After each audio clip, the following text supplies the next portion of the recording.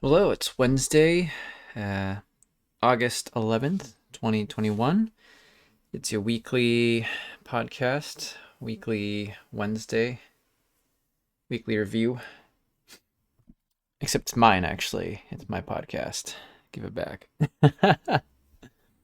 Okay, that's not funny. But here's the thing I like to amuse myself. So it's like the Andy Kaufman sort of mentality where as long as I'm laughing, I think it's funny. So. All right. Not a lot of new stuff since my last review, especially since my last weekly review came out so late. Uh, let's see. Started picking up pickleball. My friends Jacob and Kristen invited me to play pickleball last, I want to say Thursday, and that was a surprise.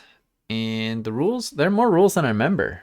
So pickleball, for those who don't play it or don't know about it, because it's kind of a niche sport, right? It's not in the Olympics for sure. It's a little bit like squash or tennis, um, and a little bit like sepak takraw. I don't know. It's weird. Okay, so you got this like tennis looking court. The net is really low. It's like 2, 3 feet high at most. I don't remember. It's very low. You have these kind of weird, smallish squash looking, but more ping pong paddle material paddles. You have what looks like a wiffle ball, and you can play. Well, I see everyone playing 2-on-2, which is what we did. I don't know if you can play 1-on-1 officially. I think you can. And most of the rules are fairly simple, right? It's a paddle racket sport where you serve it, you try to hit it in their court, and you force them to hit either out or in the net, or hit a winner into their court. So you can only let it bounce once, right? If you let it bounce twice or more, you've lost. Game goes up to 11 points, I believe. And yeah, here's here's some of the rules though that kind of threw me off. And some of these I remember, some of them I didn't. One, underhanded serve. I think I remember that. I don't remember having an overhanded serve in middle school, so that was not a surprise, and that's fine to adapt to. But here's where it starts getting weird. Number one, the kitchen. So if you think of a court near the front of the net, there is a roughly 2 foot section. It's as wide as the court is wide, but in terms of length, distance from the net to spanning out towards your end line, it's about 2 feet, and so it's kind of small. But here's the thing about this section that's called the kitchen.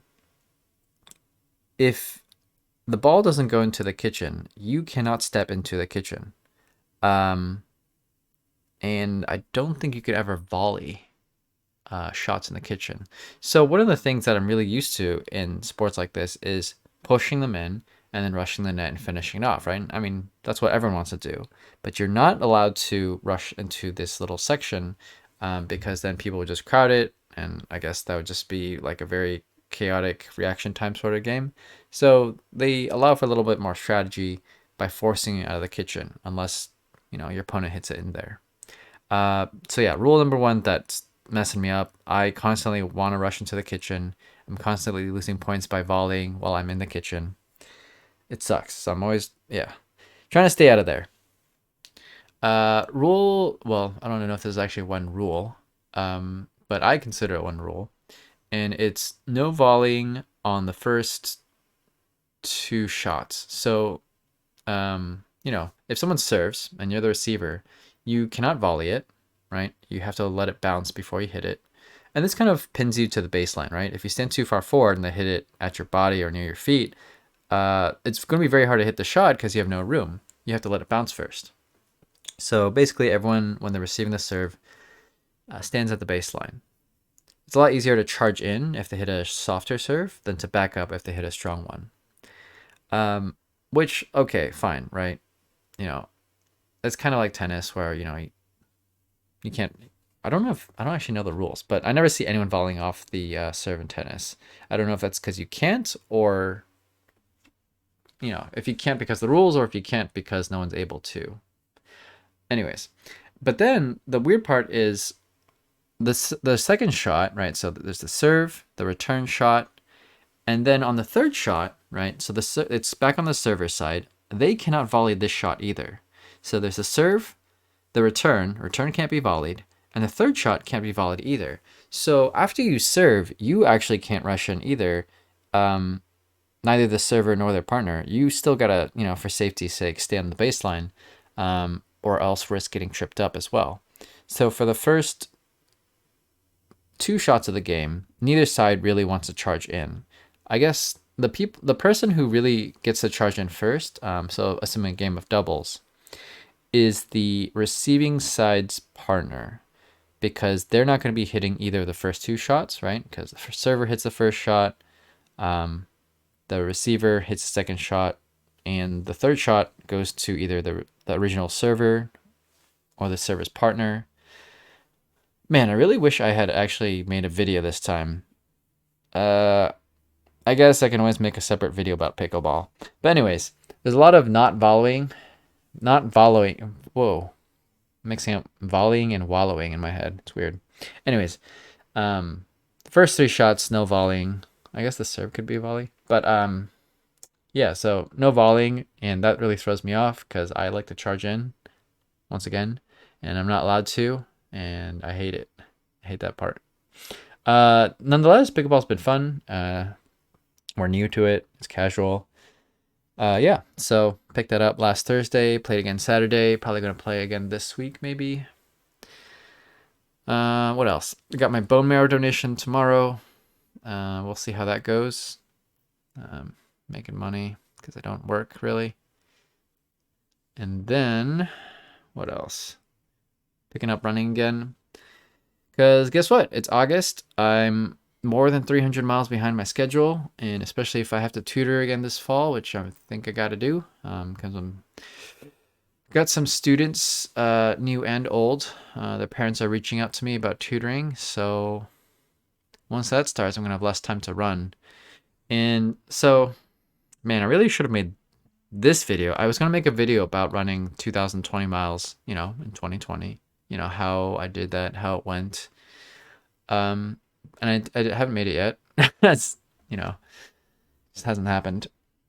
But a big part of that was basically what I call my bullshit month, which is basically a 4-week period from November to December, where I put up a shitload of miles, and I honestly think it's bullshit because I don't know how I did it. I mean, I do, but having never done anything like that, where, during that period, I was averaging about 100 miles a week. It was like mid 80s a week, mid 90s, and then I jumped to 117, and then back down to like mid 80s or low 90s.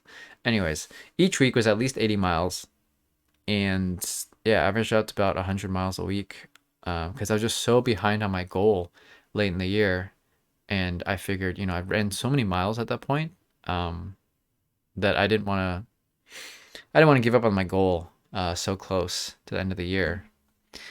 And so I just had to put in a lot of overtime to catch up. And thankfully I wasn't working then. Probably the only reason I could do it. And I wasn't tutoring as much, especially in the beginning of that. But I might be tutoring more this year because I have all my students from last year, I presume. None of them graduated. And I have some more new students in the pipeline, so it's looking like it might be busier. So I'm stepping up my mileage now.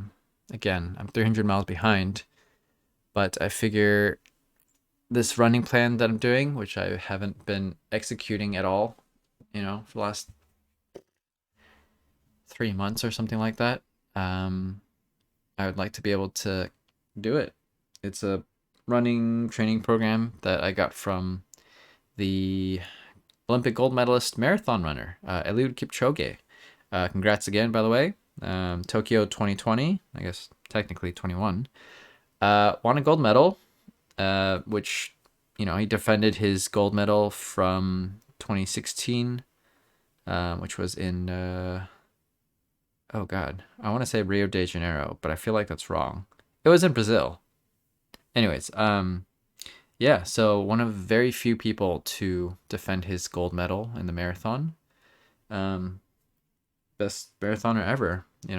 He currently holds a world record, which I believe is around what 2:01:34. I want to say, and he also has unofficially ran a sub 2 hour marathon. Unofficial because the whole event was like planned to make it ideal conditions for him to break 2 hours, so it wasn't an official race. But yeah, dude, just he's lost like I think two marathons in his whole life. And one of those losses was like a third place finish. Um, yeah, pretty much every single other time, besides those two instances, he's won every marathon he's been in, which has been over a dozen marathons. So pretty crazy. Anyways, before his world record breaking uh achievement in the Berlin Marathon, I believe in what 2019. I want to say it was 2018 or 2019. I think 2018 because Bekele came close to breaking his record the next year in 2019, and then 2020 was a disaster for everyone. Anyways, yeah, he posted his 2 week training program or his training program for the week before he came in, and I've been trying to copy that. Hasn't worked, not because I don't have the physical ability to do it. I think, um, at least just execute the program. I'm not running nearly as fast, and as far as he is, especially because some of the runs are time based. Um, you know, so some of them are like run this many miles, but a lot of it is like, oh, okay, do it easy, run for 40 minutes, or do a fartlek run 10 minutes at a time, 2 minute break, repeat this 4 times. So, during the 10 minutes, he's going way farther than I am. But you know, just based on the distances and times, there's no reason I can't do it. I mathed it out, and I should be getting anywhere from like 70 to 90 miles in a week. But my longest week this year has been like 62 miles, and that was like last week. So, anyways, been falling behind. Sign up for some running apps, and there's some monetary incentives for me now to keep up with my running. One, every day, and two, to keep up the times and distances. So, yeah, hoping to catch back up before my life gets too crazy. Um, I mean, I do want to run 2021 miles this year, but that's not my main goal. That's just like something I fully expect for myself, knowing that there's no reason I can't do it. I did it last year, and I didn't even know what I was doing last year. So I pulled it off. This year, I have that whole year's worth of experience from last year to draw from. There's no reason I can't do it again this year. So I'm trying to put in that effort a little earlier, not wait till November to really start putting the effort. Hopefully, I can start catching back up, and be caught up by October. Ideally, actually, I would like to be done with my year's goal in October. So that'd be nice. We'll see how that goes, though. Anyways, yeah, been running more again. We'll make an updated video. I've been trying out a few different running apps. They make money. Some of them still have yet to see if I will make any money off of it or get stuff from it. It's very slow. And others, I've already gotten stuff. But I wanted to give that more of a comprehensive review. Some of the apps are like safer. Some of them are riskier. You're putting your own money on the line. Some of them like earn faster or better stuff. So hopefully I'll be able to put that into just one single video coming up. Okay. What else? What else?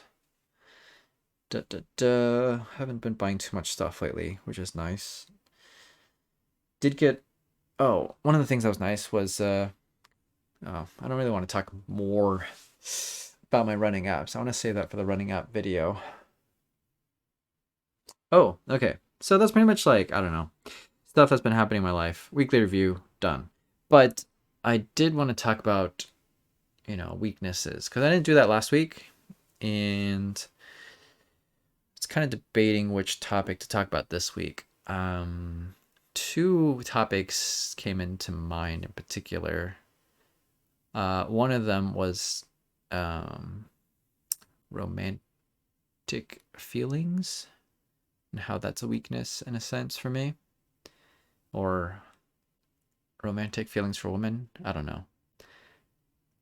Women are my anyways, that was a topic I considered, but I haven't really been able to put that into more concrete thoughts, um, into a coherent stream of talking. So I'm gonna pass on that for now. Gonna keep it in the back burner. The one that I have been thinking about for much longer and I can put into more coherent thoughts has been my addictive personality. And, this sometimes has its benefits, but largely it's been bad, I want to say. Um, yeah, I think even from a young age, that sort of addictive personality has caused trouble for me where, you know, I've just been reluctant to stop doing what I'm doing. And I spend way too much time doing it, and it consumes too much of my focus, my time, sometimes with health effects. The first thing I remember getting addicted to, and this one was largely good, was reading. Unfortunately, I read so much, and you know, the way I was reading, especially like at night, or like the way I tilted my head, caused issues with my vision, and especially with my vision being imbalanced. So my left eye is worse than my right eye. It's close-ish, but yeah. Oh man, absolutely loved reading. Yeah, there are definitely benefits to that. Just learning about more stuff, being more familiar with vocabulary, words, stuff like that. But I just spend so much time reading, and one of the pretty much the main thing I got in trouble for, especially in elementary school, was reading in class. Because I would just, get all my stuff, my classwork done, my homework done as soon as I could, and I had nothing else to do, so I would just read. And then teacher would be like, "Are you reading?" Because I would be reading even after, classwork's time was done, and teacher's now like doing a lesson, and I was just sneaking trying to read, and I would get in trouble. Sometimes I get my books taken away from me, and I just keep doing it anyways. So, number one addiction for me was reading, particularly fiction. So, Harry Potter, Redwall, Boxcar Children, later Ender's Game. But that was more of like a middle school, high school thing, I think. I think high school, actually. But yeah, so addicted to reading. That was my first addiction. And then food. This one I'm going to kind of blame my parents on in terms of the whole mentality of not letting food go to waste. I hate letting food go to waste, and I love eating. And it doesn't help that I have such low standards of food. And pretty much everything tastes acceptable to me. There's very few things, and like to kind of a gross degree with some people. I apologize if I've grossed you out before. Um, yeah, I mean, I'll pretty much eat most things. Obviously, like I prefer some things over others, but sometimes I'll just be eating like, I don't know, just the worst one I can think of was like 2 week old pizza that'd been sitting in the fridge, but not really in a properly secured container. It was just like a grocery bag and nothing else, like a plastic grocery bag. So it's not like it's sealed. And I was just eating it for like 2 weeks. Yeah, it's not good. Okay, so reading, eating, and then with sports, I spent so much time in elementary school and some of middle school playing basketball. Thankfully, this one didn't have too many adverse effects. I was running around a lot, shooting the ball. I did get sick sometimes though, because I would just be playing outside in the heat for too long, and I didn't recognize my own limits, and I would get a fever fairly often. That was a big issue for me as a kid. I got a lot of fevers. Thankfully, not so much of an issue anymore. Middle school to high school, badminton was an addiction. So that cost money, cost time.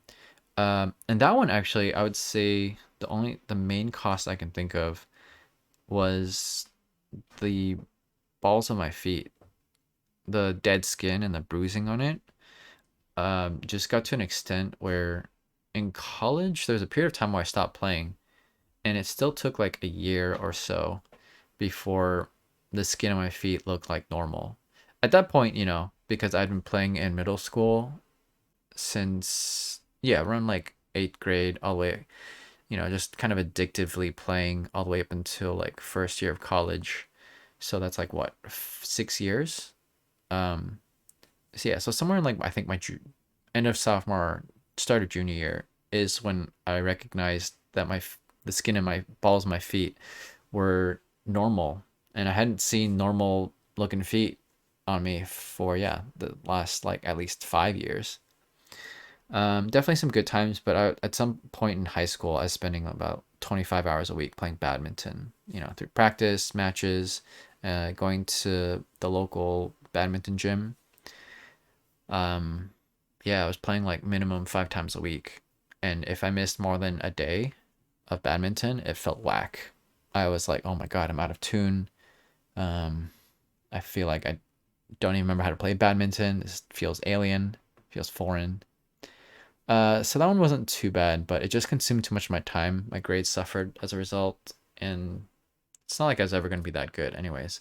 Um, in the ranking of badminton ability, A, B, C, D, they've now added the E flight. If A is like semi-professional slash some professionals play that, and then D is your absolute, new player to novice. I was, at my very best, like a C player. Like I could play at clubs, knew what I was doing. I had sense of strategy, and I could do all the basic shots. But to break it into B, you need something special, whether that's like a killer like net game, really really good defense, an overpowering smash, and usually you'd probably have more than like one of these like extra abilities, or yeah, you just have to have a higher than above average proficiency, at least one of these things, and everything else had to be solid. You couldn't have I mean, to make it even to C, you can't really have a major weakness. If you have like a shit backhand, you're gonna get killed in C. So to make it into B, like, yeah, you can't have anything that's a real weakness unless everything else is extra strong for you. So yeah, I was never really gonna make it. And then I guess I've always had this as an issue since the age of 5, but video games. I started with PlayStation 1, some PC games, back when computer games were so slow that, loading times were a legit thing, and you could go to the bathroom, grab a snack while you waited. Sometimes you'd even come back and you'd be like, did the game crash? I don't know, but it's still loading. Maybe I should go get some more food. Um, yeah, but yeah, so I started with those, and then when the PS2 came out, or actually, so PS1, first games that I remember ever getting, Tekken, the original Tekken, Ace Combat 2, I want to say, and then later I got Spyro, Metal Gear Solid, Final Fantasy 7. There are a few other games like Ridge Racer, but yeah, those are the ones that are most distinct for me. Jackie Chan's Stunt Master Adventures. That was a hard game to play. And then PS2 came out. PS2 maybe my favorite console of all time, just like memories of it. Oh, I also got Final Fantasy 9. But yeah, let's see. Dynasty Warriors on the PlayStation 2, Lord of the Rings 2 and 3. In particular, did I just say Dynasty Warriors 3? I hope I did. And yeah, I just love these games, and don't get me wrong, I love multiplayer games, but there's something really enjoyable about something that's self-contained. Unfortunately, when you have no one to check you, you can just play video games for hours and hours on end. And I was so addicted, especially to the PS2, that I snuck my PlayStation 2 into my closet because my closet had a TV and also an outlet somehow. And what I was doing was when I was supposed to be doing homework, I would crack open the closet and play my PlayStation 2.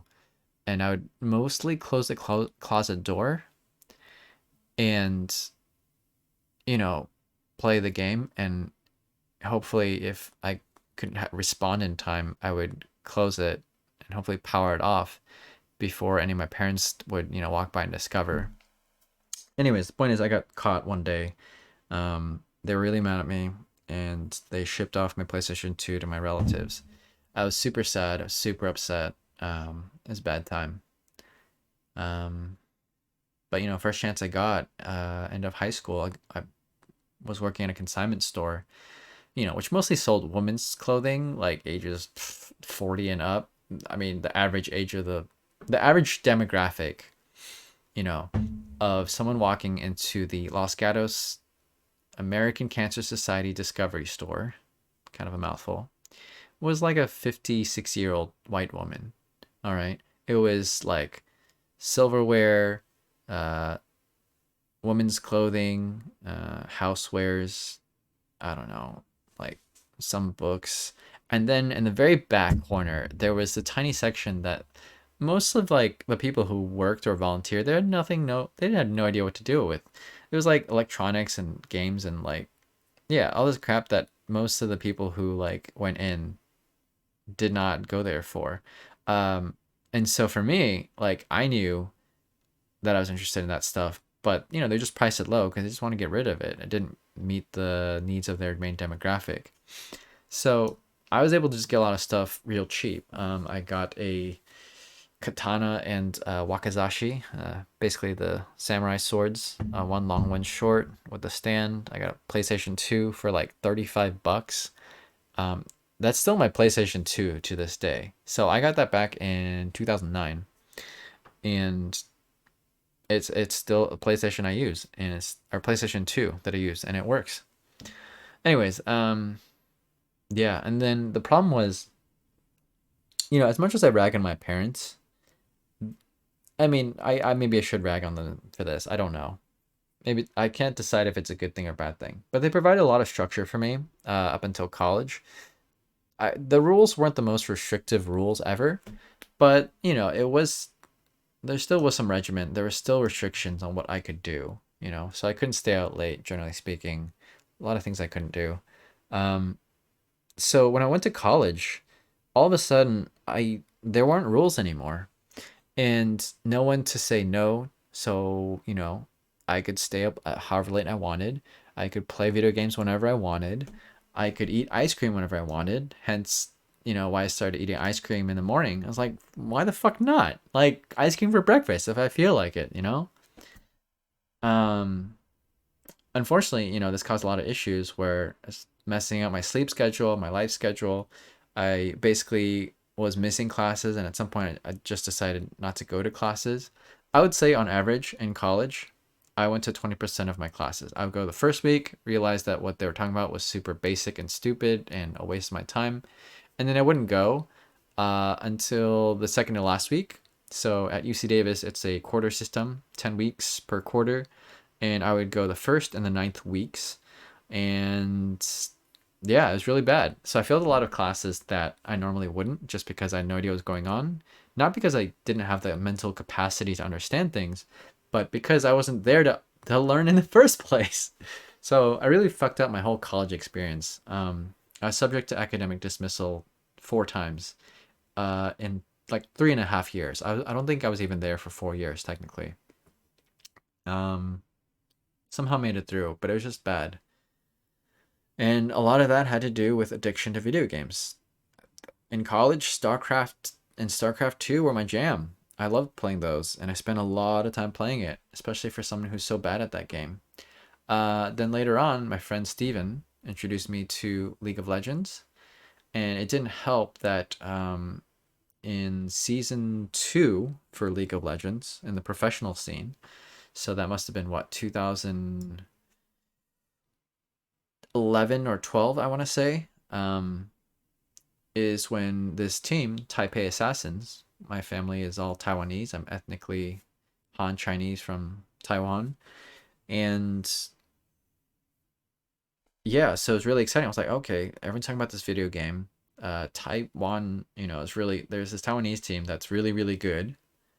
And they're in the finals, and I watched it, and they won, and it was really exciting, and it was really hype, and I've not that much clue as to like what was going on the screen.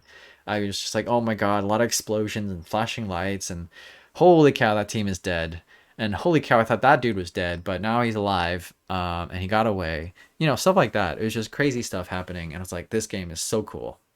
So I got into it. Steven, my friend, taught me how, got me to play, and Unfortunately, yeah, that has consumed so much of my time since 2011 or 12. And it's only in this last year or so that I really, you know, had a bad feeling about the game. It's not that the game itself is bad, but it's just consumed so much of my life and time. And what has it done for me, you know? I don't really feel better about myself for playing the game. And it's a toxic game, like in terms of the community. There's a lot of people out there that don't take responsibility, blame others, cuss you out, will troll the game. They'll like purposefully like, if you don't let them pick who they want or play the game the way they want, they'll purposely try to die. They'll tell opponents where your positions are. It's just there's a lot of rage and pain I've had from the game over the years, as anyone who's played the game has experienced. And one day I was making a spreadsheet and I was trying to calculate just how much, a lot of stats about my experience with League of Legends. And in season 5 in particular, so that would have been what, 2015, um, half of the ranked games, so you can achieve a rank when you play this game. Um, you start out in bronze, make you up to silver and gold, up to diamond, and then challenger, right, which is the highest. And most of my time, I've been in gold. Never gotten higher than that really. And I was calculating these statistics about which champions I had played the most, who did the best with, because there are a lot of different champion characters in this game. There's like 150 or something like that. And I realized that most of my games had been in season 5. And in that year alone, I think I'd played like 700 something games. And, that's like 2 games a day. And I didn't play every day. That's the thing. So looking back on that time, there was in particular a 2-week period. I don't think I'll ever forget this. So each year, the ranked season it doesn't follow the calendar year. It starts sometime, I think, in the fall, winter. No, so fall is World Championships. Winter, not much happens. I think like end of winter or start of spring, is when the ranked season starts, and it ends right before World Championships happen each year, which is sometime in the fall. And there were 2 weeks left before the season ended that year, and I was, I think, gold 2. So each division of rank is broken down further into subdivisions, and I think at that time it was like 1 through 5. Now it's like 1 through 4, I think, or something like that. And I was at gold 2, so if I wanted to make it to the next level of platinum, I just had to make it up to gold 1 and then to platinum 5. So just 2 more subdivisions to climb, and I was like, oh, I'm playing pretty well, and I'm just going to commit because I didn't have school, I didn't have work. I'm just going to commit these next 2 weeks fully to climbing into platinum. And I averaged, I I didn't keep like strict tracking, but I was generally pretty aware of when I was playing. I was playing an average of somewhere between the realm of 15 to 20 hours a day. I don't think I had a single day shorter than 12 hours. Um, and I was just trying so hard. And in the first few days, it was a struggle, but I was playing like, for me anyways, a god. I play. I guess I should give a little more context to this game. It's a 5 versus 5 video game. You try to destroy their base, and of the 5 people on your team, there are different roles. And I play what is called support. So you don't get the most attention, you don't get the most money, you're not the most powerful person on your team. What you do is you try to support your team in different ways, whether it's crowd controlling the enemy team, like stunning them or stopping them from attacking your team. You heal your teammates, you make your teammates stronger, you take damage for your teammates, like whatever. You do whatever you can to support your team. And that was the role that I played. And I was just like everywhere. I was helping my carries out. I was roaming. I was setting up vision so we could spot the enemies and see what ambushes they were trying to do. I was setting up our own ambushes, and I had such a high KDA. So KDA, most people I assume know, but for those who don't know, K is kills, D is deaths, A is assists. So if you directly hit the last get the last bit of damage on an enemy and kill them, that's a kill for you. If you run out of health because the opponents have damaged you too much and you die, that's a death. If you help someone kill the enemy, but you're not the one who finished them off, you get an assist. So I had a very high KDA, and I was just doing everything I could. I was playing like a relative god for me at the time. And the frustrating thing was I still wasn't climbing. I was still losing. And even the games where I was playing super, super well, and I almost never rage. And I was so tempted to rage at my teammates, but I just kept it, on the inside, kept it to myself, because when you are very toxic to other people, it usually does you no good, right? So kept it to myself, just try to be communicative, helpful. But I was getting mad because I was doing so well and my teammates were either doing very poorly on purpose or an accident. Either way, it was a struggle. And at some point, my mental broke because I was committing double digit hours of my day to trying the best I could to win these games so I could climb in rank. And I wasn't climbing. And at some point, it turned where I started dropping in rank for oftentimes reasons that were out of my control. And I just started playing like shit because I was just so mad at my shit teammates, whether it was shitty playing, shitty mentality, shitty communication and behavior. It was just so bad. And at some point, I don't think I ever raged during that time. Not saying that I've never raged before, but it's very, very rare for me to rage at other people in an online game or just any sort of like team game. And I mentally broke and I just started losing because I was playing poorly because I was just so pissed. And I went, so from the start of that 2 week period at gold 2, so, close to platinum, I dropped all the way down to 0 points in gold 5. So to promote to the next level or sub level, you need 100 points and then you pass a series promotion. You have to win like 2 out of 3 matches. But I got all the way down to gold 5, which is the lowest gold rank, and I had 0 points. So if I kept losing, I was going to demote down to silver. And at that point, I was just so fucking done. That was definitely one of the peak anger moments that I'll remember. Probably not the most angry I've ever been, but just like one of the most memorable moments of anger I've had because it was a 2 week build up to it. And I had just tried so hard, spent so much time, spent so much effort, and was playing my heart out. And finally, I broke because I couldn't handle all this shit on my team anymore.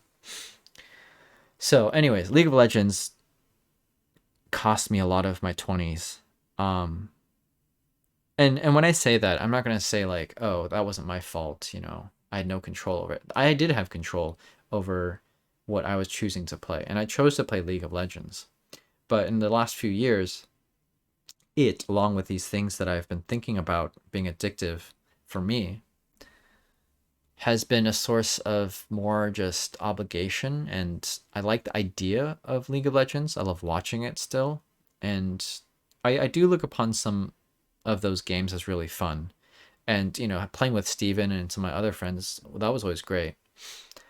But I really shouldn't have ever put that much time and effort into playing the game itself. So that I do regret. Um, yeah. In terms of food and drink specifically, I would say probably sweets is my biggest issue, but overeating. And then in recent years, Coke. Uh, thank God it's not like Coke the drug, but I mean, I drink Coca-Cola at least once a day, but it's usually 2 to 3 times. And there have been times where there are all these cans on my desk or in my recycling, and I do not remember which of those were from today and which of those were from yesterday. Um, yeah. But anyways, the point is, I at this point I've just been listing off things that I've been addicted to over the years. Um, and it's been bad, right? Mostly. But, especially looking back on reading, there are some benefits to, you channel your weaknesses into strengths when you can. And reading was one of those times where I was able to channel this addictive personality, this need to continue, this, unwillingness to quit what I'm doing, I was able to learn a lot just because I loved reading so much. It's helped my education, my desire and for knowledge, and my creative, or at least my ability to think and understand things beyond what I've actually experienced, because I haven't actually gone many places, done much in this world. And, there are a lot of people out there like that, but reading is their gateway out, their way to see and experience this world without actually ever having been there. Because guess what? How many places in this world are you ever going to get to, right? Chances are, unless you're really rich and adventurous, you're not going to be able to see you're going to be seeing a very tiny part of this world. And so reading is just a much easier, much more magical way of experiencing those things yourself. So I think reading for that. Yeah. Also, kind of side note, word games. I do fairly well at word games because of reading. When you learn all these words and you study all these words and study the relationships between them, both in meaning and spelling and context. When you're standing in line and you're looking at how you can rearrange a certain word or take letters out, and you get pretty decent at Scrabble and Boggle. So more side benefits. So I guess now I don't know if I call it an addiction, but I spent a lot of time the last 2 years running, and I'm hoping to channel this into a good thing. And I gotta say, I've said this before in another running video, but I don't come back from runs and regret it. I've come back from runs in pain and soreness and fatigue, and disappointment at how the run went. But generally speaking, when I come back and finish my run, I feel better for it. I got fresh air, I got exercise in, and I don't regret that. So I guess next up, I got to figure out how to channel my sort of addictive personality into something beneficial overall to my life. Career, that's my biggest worry, the thing that's sitting on heavy in my thoughts the most. Um, I've only had a few jobs. I guess it's been enough, but like I've only had a few jobs that I really enjoyed, and they didn't last long enough, and I didn't go deep enough into those industries. But last one I had, teaching, really enjoyed that. But you realize that a lot of it is about the people, and so I don't know. But anyways, the thoughts I have now, at least in terms of what I'm going to do with my life, I'm going to be running, hopefully teaching, and I'm hoping to advise on things related to money. I have to learn more first, but now I'm considering getting a CFP, which is a certified financial planner. And yeah, so we'll see. Still mulling that one over. Anyways, that is a weekly review. Now you know a little bit about what's going on with me this week, as well as things I've been addicted to over the years. I'm sure I've missed some, but those are like the major ones that I can think of. Yeah, so I would advise just being aware of things that you get addicted to, but also seeing if you can channel that into something productive, and if not, realizing that so you can break away from it and break away as clean as you can. All right, hopefully you guys are all having a good week. I'll see you guys on Friday for Financial Friday. All right.